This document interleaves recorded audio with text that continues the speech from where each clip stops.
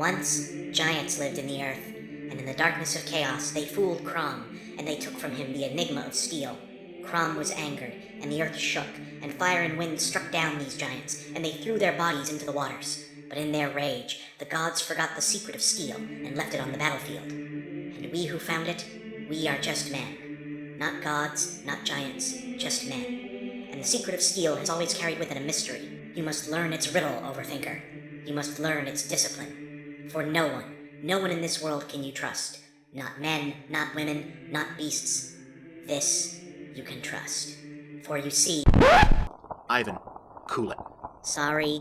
We're just smelting an anti-metal alloy out of the Anti-Thinker's douchebaggy medallion so we can forge a weapon to kill the two fucking ninjas already. That's it. I know, sorry.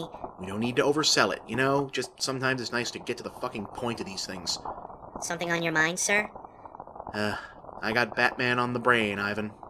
Ah, yes, that thing. I shall meditate upon it as I undertake the forging of this mystic blade.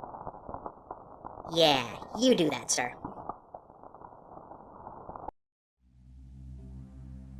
Our universe rests on the uneasy border between two worlds. The world of man, ordinary and stable, and the world of games, imaginative and chaotic.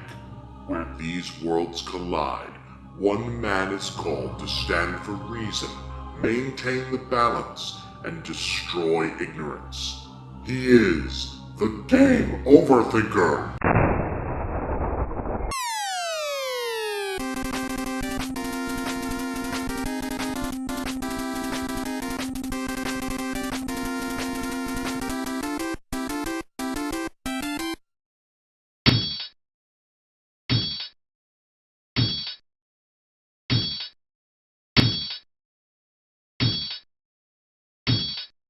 Batman Arkham City, easily one of the most anticipated games of 2011, was finally released to consoles on October 18th.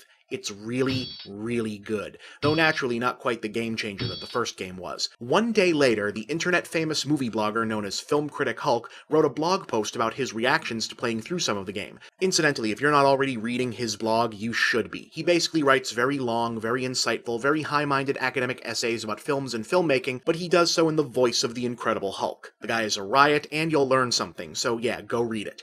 Anyway, while Hulk praised the game overall, he did have one serious criticism, or rather a negative observation, that the game's male characters, good guys and bad guys, sure do like to use gendered insults, i.e. the word bitch, a whole lot, and when you put that together with how much hypersexualization of women and violence against women figures into the events of the game, it raises the specter of one of the dreaded isms. Now, Hulk didn't condemn the game. Hell, he went out of his way to point out just how good everything else was. Either way, a good deal of internet gaming culture chose to react to his observation the same way it reacts to every other time someone suggests that a popular AAA title might have some troubling sexual, racial, or political subtext.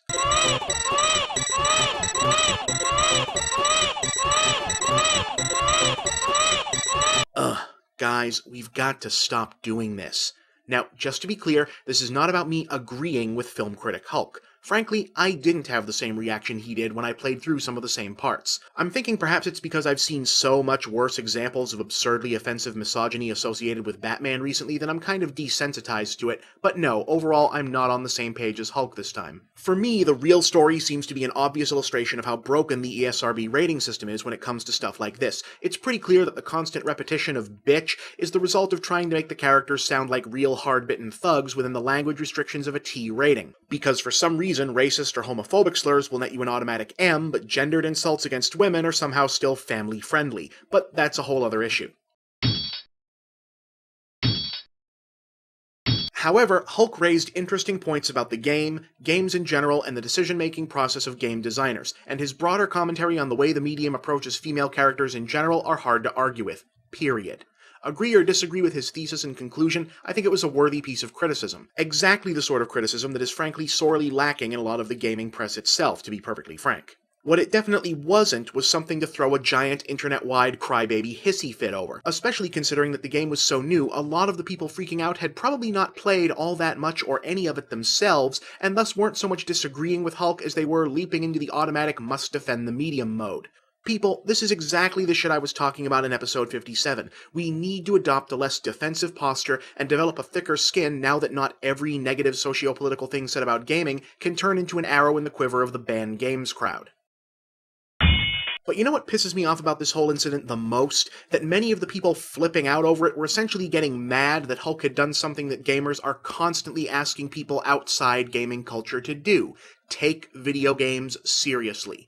Here's a guy not employed by any facet of the gaming press to my knowledge, or even a gaming site, putting up a 2,600 plus word essay analyzing the narrative, thematic, and artistic presentation of a video game, and not one of those indie art games that the mainstream entertainment press likes to fawn over while being otherwise dismissive of the medium's broader spectrum. This was someone giving a big-ticket, AAA, current-gen blockbuster that people were actually gonna play, the kind of objective, taken on its own merits, in-depth critical analysis, typically reserved only for books and movies. Isn't that exactly what we wanted?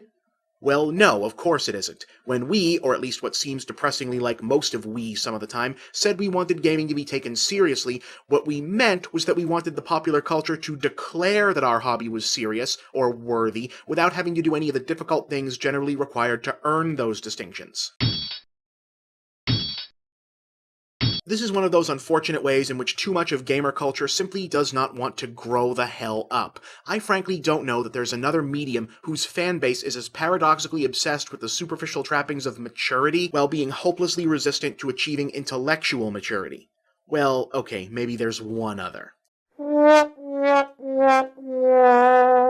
Look guys, you know me, and you know that I love games, gamers, and gaming culture, but we've got our share of problems, and this is one of them. Time and again, we see gamers demanding that the rest of the culture pay us proper acknowledgement, only to turn around and try to dictate terms. That's not how it works. For example, for decades we claimed that we desperately wanted everyone else to give video games a shot. If everyone was a gamer, after all, the medium would be that much more secure, right? Well, thanks to the three most important developments of this particular generation, the reemergence of gaming as a mainstream family activity thanks to the mega popularity of the Wii, the rise of social network games online, and the explosion of mobile gaming on smartphones, that's damn close to happening. More people are playing video games than ever before, and the medium has expanded to previously unreached audiences like senior citizens. That's huge, monumental even, and exactly what we said we wanted. So how did we react? Blah, that doesn't count. Motion-controlled party games and smartphone games and casual games aren't real games, so those aren't real gamers. Because you see, we didn't really want everyone else to become gamers or to find games they enjoyed. We wanted them to enjoy our games and increase our standing. We wanted all the benefits of gaming becoming mainstream without any of the inherent change that mainstreaming brings. We wanted them to bolster our ranks and lend us legitimacy, but not to have any input or needs of their own. And that's bullshit, gang. Bullshit. Now look, I'm not saying that some of gaming, or even the majority of gaming, can't or shouldn't be mindless or silly or sleazy or just plain old fun, but if you're a serious-minded person who wants to see the medium taken seriously on those occasions when it's warranted, this kind of thing should piss you off as much as it pisses me off, because it highlights a problem that we don't like to talk about, hell, that we don't even like to think about. The problem that, at the end of the day, when all is said and done, one of the biggest reasons why the broader culture doesn't take the video game medium more seriously is that in many major important ways, it still doesn't deserve to be taken seriously. At least not as seriously as certain rival mediums, and definitely not as much as we seem to want it to. And no, you didn't just mishear a damn thing. I am telling you that in my opinion, the games industry and gamer culture do not, in certain key respects, deserve to be taken seriously much of the time. The ridiculous manner in which we reacted to the idea of discussing sexism in a Batman game is one pretty damning illustration of this. But let me give you another one. Heads up, a whole bunch of you guys are about to get real pissed. Now, the most significant world-reshaping events of the 21st century so far are unquestionably the 9/11 terrorist attacks and the collection of military operations emerging from the same, collectively referred to as the War on Terror. There has simply not been a single strata of culture, and popular culture especially, that has not been profoundly affected by these events, and the manner in which various cultural mediums manifested their reactions can tell you a lot about where that medium stands in terms of its development and overall mindset. Now, I have nothing but contempt for a great deal of what Hollywood pulls. There's a lot of crap coming out of the film medium, we all know that. But there's also substantial effort from within said medium to get better, improve the situation, and generally do the right thing. And sometimes those better instincts shine through. In my opinion, Hollywood's overall reaction to 9/11 and the War on Terror was one of those times. See, even though it probably would have made a lot of money and lots of angry people were at one point begging them to do so, Hollywood by and large avoided making a bunch of cathartic but empty pro-war propaganda movies in the wake of 9/11, choosing to focus instead both on thoughtful post-attack introspection and on calling into question the increasingly sketchy issues surrounding the actual policy of the wars, along with making a concerted effort to avoid reducing Middle Eastern and/or Muslim characters to one-dimensional villainous stereotypes. Were there exceptions? Sure, but they were the minority. And just so we're clear, most of these good examples I've been showing weren't small-time indie art house flicks, they were big studio productions often made by and starring the biggest names in the business. By contrast, the video game medium's reaction to 9/11 and the War on Terror looked like this.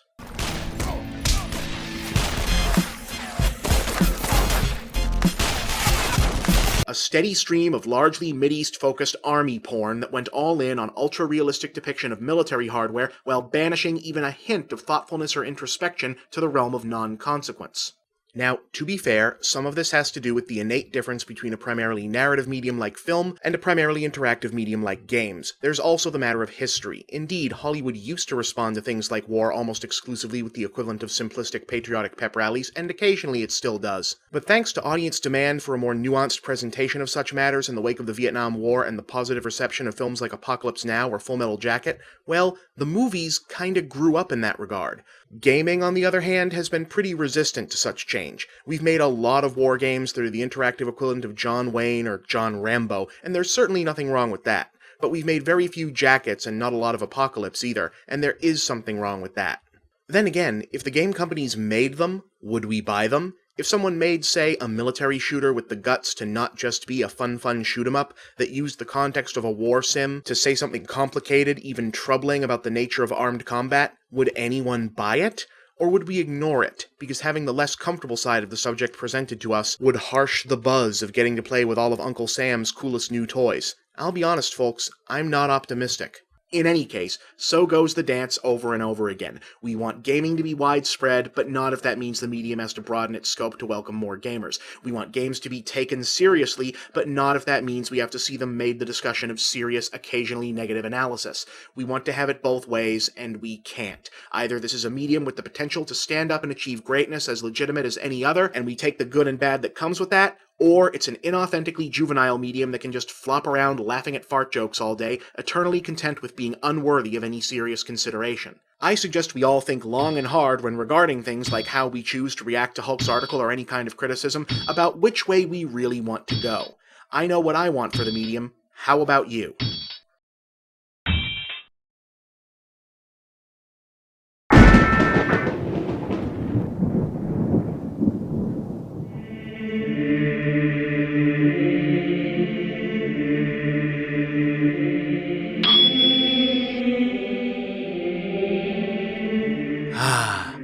Well, Ivan, there she is. Nice. Dow broadsword, huh? You bet your ass it's a Dow broadsword. Sure you don't want to go katana? Ivan, katana's a cliche. Everybody does the katana. Fuck the katana. This is true. So what now? Well, now we go find the two ninjas, stab them in the fucking face, I guess.